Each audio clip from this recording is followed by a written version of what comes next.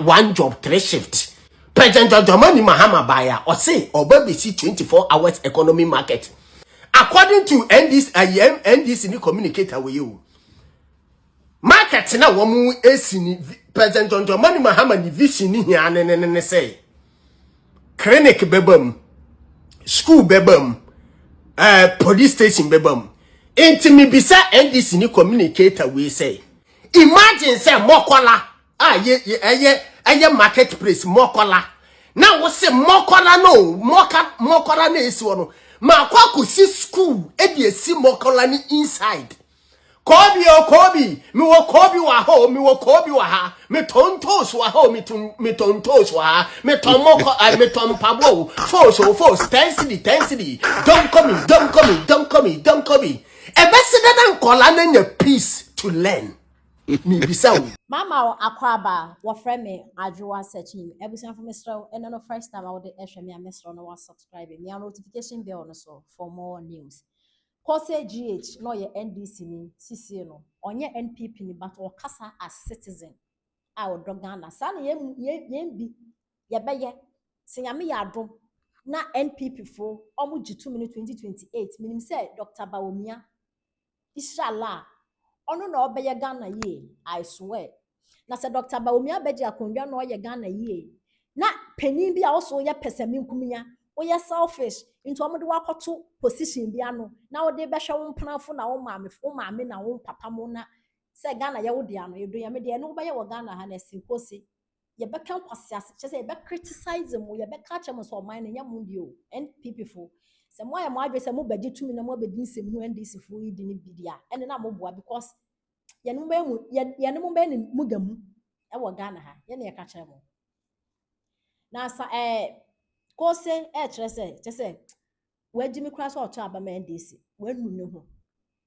say 24-hour economy no His Excellency promises say obebi companies na youth na nya adwuma aye ukọ shifts anapa awia nwumbiri 133 no and also this market obubu school na this market NDC ni bi chese NDC for no medwe ho a menti ase NDC ni bi abetire 24-hour economy mo na me kan kura ba hwan ma edi na tem e na Koose aso yenti nsema maybe ka say 24-hour economy market no bebre na hu faso de e wo so minim say bia ina me ne tu betumi a kire mama ya enfaso ni market so enfaso de e wo so there be some question market enfaso wo so ana faso ni so in a way enfaso wo so and kai in a way o kai in a way a o ya down play asem no me be say in market a way enfaso wo reason ni na reason e what time I will be at the kodija. It is a question no mami putting a 24-hour economy market no which implies say also you be 24 hours. One can say be yes Sunday be kind me can say the vision of President Mahama say one of the major activities are a trigger economic activity in every community or market. Now President Mahama say obey a 24-hour market. That doesn't mean the market be run 24 hours. The ATN say it is a convenience marketer. A police station, a clinic, a restaurant, a fire station, a creature. Ye maame mo a omo kodidwa. Omo problem ne say adwudwade a wodi ne ba po school ba ko fa no kwan be so ne what have you. It's yen create the environment ebema economic activity akoso number 1 in a convenient environment. That is what it is all about. That does not mean say the market will run 24 hours. The point is that these marketplaces, because it is organized in in several ways. Obi eno awaka sa market no chinchina e wo say e ye adwuma 24 hours. It is to create an enabling environment.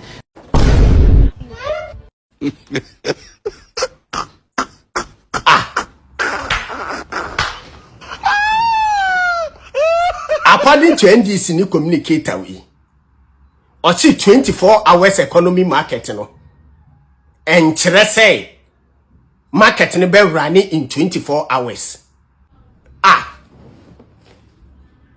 Nana Akufo-Addo Babontin beka say Ghana fon to abama Dr. Bawumia na agenda 111 hospitals no tie agenda 111 hospitals na running 24 hours ne de da system ni mu no na ayi Dr. Mahmoud Bawumia ento aso ena yemo Ghana for si yempe ene ye ko twisu President John Dramani Mahama so funny 24 hours economy nimbra eye one job 3 shift President John Dramani Mahama baya or say obabisi 24 hours economy market according to NDC ni communicator with you market na womu esini President John Dramani Mahama ni vision ni hia ne say clinic bebam school bebam police station bebam intimi bisa NDC ni communicator we say imagine say mokola ye marketplace mokola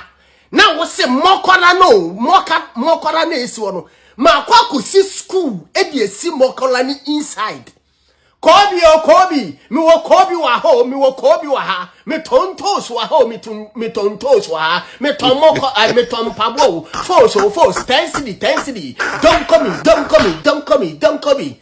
Ebesida nkola na nya peace to learn. Mi bisa wo. Upon ye koso e wo mokola any food ni hiati. Na wo ye obi a wo si wo ye visionable. Ene wakokusi school, e de si Mokarani inside. How can you get peace? Ebesida na wo bana odina ko sa school no ho no. Ebesidan na wonya nyansa na adwene ana wonya adwene papa e de asua ade. Yehye A B C D E F G H no bi so dia bebom 10 city. Yeah, wo 10 city wa ho. Yeah, tonko bi 10 city. Monko 10 city. Sesa 10 city. Did your child or did your daughter have a peace to learn? Maybe sir. Obana odina ko school was school na wo friend 24 hours school no. Obana be nya peace e wo mokana de asua ade ana. What you are not to nche we see hospital e de see marketplace. Now hospital bi aso here peace. Obi wo ha na dwene no eye dede kakra obebodam. Enti imagine say ye to mo nko ni moko ni ade ewo baby a hospital ni sino ebesida na hospital patient na nya ntobo ase na odi a recover ya le o yare mokola na say police station wo ho ana police station ni ho say police station ho so wo person we get this kind of reasonable marketer unkonko bu bank say me di baby see 24 hours economy market unkonko bu school say me di ko see 24 hours economy market masa there is nothing bigger than agenda 111 hospitals. There is nothing 24 hours economy policy better than hospitals here to build the hospitals.